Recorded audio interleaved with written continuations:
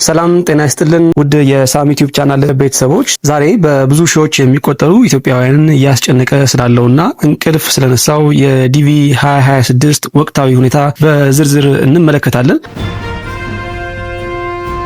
በጉጉት ሲጠበቅ የነበረው ይህ የቪዛ እድል አሁን ላይ ከሰዓት ጋር በሚደረግ እሽቅድምድምና ተደራራቢ ፈተናዎች ውስጥ ይገኛል። በተለይ የሰኔ ወር የቃለ መጠይቅ መርሃ ግብር የሚወጣበት ወሳኝ ወቅት ላይ መድረሳችን ስጋቱን ይበልጥ እንዲገዝፍ አድርጎታል። እንደሚታወቀው የሰኔ ወር ቃለ መጠይቅ ተሳታፊዎች ዝርዝር የሚታወቀው አሁን ባለንበት በሚያዝያ ወር አጋማሽ ሲሆን የሁለተኛው ማሳወቂያ ደብዳቤ ወይም ደግሞ 2NL ከቃለ መጠይቁ ቀን ከ4 እስከ 6 ሳምንታት ቀድሞ መድረስ ይኖርበታል። ሆኖም ግን በአዲስ አበባ የሚገኘው የአሜሪካ ኤምባሲ አሰራር ብዙዎቹን ግራ የሚያጋባ ሆኗል። የአፍሪካ ቀጠና የቪዛ ቁጥር ገደብ ወይም ደግሞ ከት ኦፍ ነምበር 55000 ላይ ደርሶ ሳለ በአዲስ አበባ ያለው ኤምባሲ ግን አሁንም 9900 ላይ ቆሞ ይገኛል። ይህ ትልቅ የቁጥር ልዩነት የኬዝ ቁጥራቸው ከ9900 በላይ የሆኑና ቅጻቸውን በአግባቡ ሞልተው ለቃለ መጠይቅ ዝግጁ የሆኑ በሺዎች የሚቆጠሩ ኢትዮጵያውያን ተስፋቸውን እንዲጠራጠሩ እያደረጋቸው ይገኛል። ለዚህ መዘግየት እንደ ዋነኛ ምክንያት የሚጠቀሰው በጥር ወር 2026 የወጣውና በኢትዮጵያ ላይ ጊዜያዊ የቪዛ እገዳ የጣለው ፕሬዝዳንታዊ አዋጅ 10998 ነው። ይሁን እንጂ የውጭ ጉዳይ ሚኒስቴር መመሪያዎች በግልጽ እንደሚያስቀምጡት ይህ እገዳ ኤምባሲው ቃለ መጠይቆችን ከማካሄድና ቀጠሮ ከመያዝ በፍጹም አይከለክለውም። እገዳው የሚመለከተው ቪዛውን አትሞ ፓስፖርት ላይ መለጠፍን ብቻ እንጂ ሰዎችን ጠርቶ ብቁ መሆናቸውን ስለማረጋገጥ አይደለም። ስለዚህ እገዳው እስኪነሳ እንጠብቃለን የሚለው መከራከሪያ ቃለ መጠይቅ ላለማድረግ በቂ ምክንያት ሊሆን አይችልም።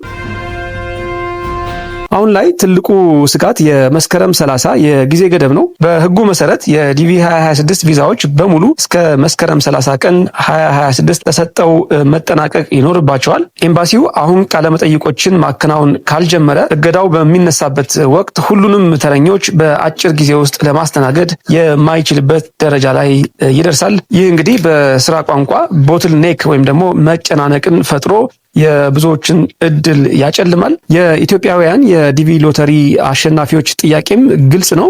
ቪዛውን አሁኑኑ ባትሰጡንም እንኳን ቃለ መጠይቁን አድርጉልን የሚል ነው። ቃለ መጠይቁ ተደርጎ ብቁ መሆናቸው ከተረጋገጠ እገዳው በተነሳ ማግስት ቪዛውን ማግኘት ቀላል ይሆንላቸዋል። ስለዚህም የኬዝ ቁጥሮ ከ9900 በላይ የሆናችሁ በሲስተም ላይ ሬዲ የሚል መልእክት የምታዩ አሸናፊዎች በዚህ ወር መጨረሻ የሚወጣውን የቪዛ ቡሌቲን በጥንቃቄ መከታተል ይኖርባቸዋል። ኤምባሲው የሰኔን ወር የቃለ መጠይቅ ብዛት እንዲጨምር የሚደረገው ግፊትም ሕጋዊና ወቅታዊ መሆኑን መረዳት ያስፈልጋል።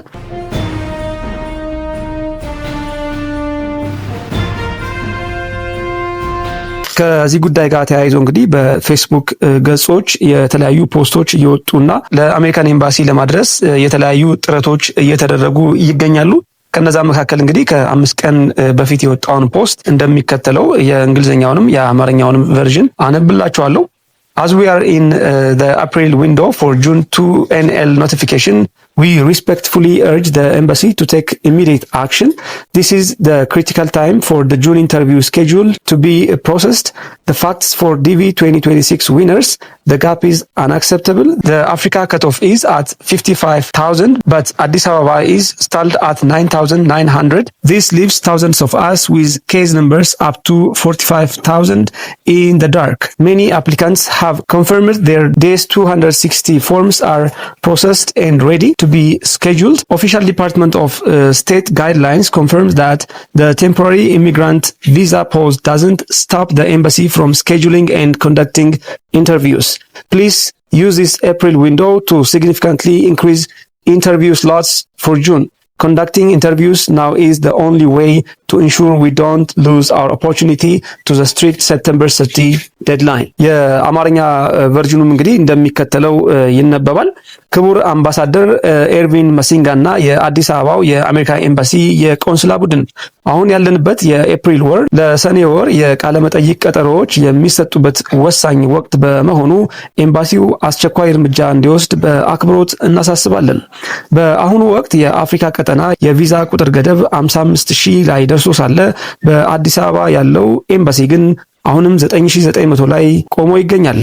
ይህ ተቀባይነት የሌለው የቁጥር ልዩነት የኬዝ ቁጥራቸው እስከ 45000 የሚደርሱ በሺዎች የሚቆጠሩ ኢትዮጵያውያን ተሸላሚዎችን ምንም አይነት መረጃ አጥተው በጨለማ ውስጥ እንዲቀሩ አድርጓቸዋል። ብዙዎች አመልካቾች የዴስ 260 ፎርማቸው መጠናቀቁንና ለቀጠሮው ዝግጁ ወይም ሬዲ መሆናቸውን አረጋግጠዋል።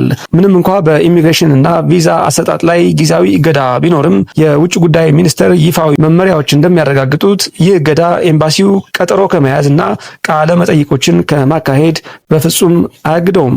ስለዚህ ኤምባሲው ይህንን የኤፕሪል ወር መስኮት በመጠቀም የሰኔ ወር የቃለ መጠይቅ ቦታዎችን በከፍተኛ ሁኔታ እንዲጨምር እንጠይቃለን። አሁኑኑ ቃለ መጠይቆችን ማድረግ እስከ መስከረም 30 ባለው የጊዜ ገደብ ምክንያት እድላችን እንዳይባክን ለማረጋገጥ ያለው ብቸኛው መንገድ ነው። ከዚህም በተጨማሪ በዛሬው ዕለት አንድ አዲስ ፖስት አለ። እሱም እንደሚከተለው ይነበባል። የአሜሪካ የውጭ ጉዳይ ሚኒስቴር የሚያወጣቸውን መመሪያዎች በሙሉ ተከትለን የተጓዝን ሕግ አክባሪ ተሸላሚዎች እንደመሆናችን መጠን በአሁኑ ወቅት በአዲስ አበባ የሚገኘው የአሜሪካ ኤምባሲ ቀጠሮ በማስያዝ ረገድ እየታየ ስላለው ሰፊ ክፍተት ማብራሪያ እንፈልጋለን። ወቅታዊ መረጃ እንደሚያመለክተው ይፋዊው የኬሲሲ ማሳወቂያ ኬዛችን ለቀጠሮ ዝግጁ ወይም ሬዲ መሆኑን ሰነዶቻችን ሙሉ በሙሉ ተሰርተው መጠናቀቃቸውን ያረጋግጣል። በተጨማሪም የሰኔ ወር ይፋዊ የቪዛ ቡሌቲን ለአፍሪካ ቀጠና ያለውን የቁጥር ገደብ 55000 ላይ ያደረሰ በመሆኑ አብዛኞቹ ኢትዮጵያውያን ተሸላሚዎች በሕግ ደረጃ ተራቸው የደረሰ ወይም ከረንት ናቸው። ሆኖም ያለው ተጨባጭ ሁኔታ እንደሚያሳየው በአዲስ አበባ ኤምባሲ የቃለ መጠይቅ ጥሪዎች 2NL እየደረሱ ያሉት ከ9900 እስከ 10200 ባለው የቁጥር ክልል ውስጥ ላሉት ብቻ ነው። በመሆኑም ክቡር አምባሳደር ኤርቪን ማሲንጋ እና የቆንስላ ክፍሉ ለሰኔና ለሐምሌ ወራት የሚሰጡትን የቃለ መጠይቅ ቦታዎች እንዲጨምሩልን በአክብሮት እንጠይቃለን። አሁን ያሉትን የአስተዳደር ፈተናዎች ብንረዳም ይፋዊ መመሪያዎቹ ግን ዝግጁ ለሆኑ ተሸላሚዎች ወይም ደግሞ አሸናፊዎች የቃለ መጠይቅ መርሃ ግብር መቀጠል እንዳለበት ይደነግጋሉ። ይህንን የምንጠይቀው ማንኛውም ብቁ የሆነ ተሸላሚ መስከረም 30 ቀን ከሚጠናቀቀው የጊዜ ገደብ በፊት እድሉ እንዳያመልጠው ለማረጋገጥ ስንል ነው።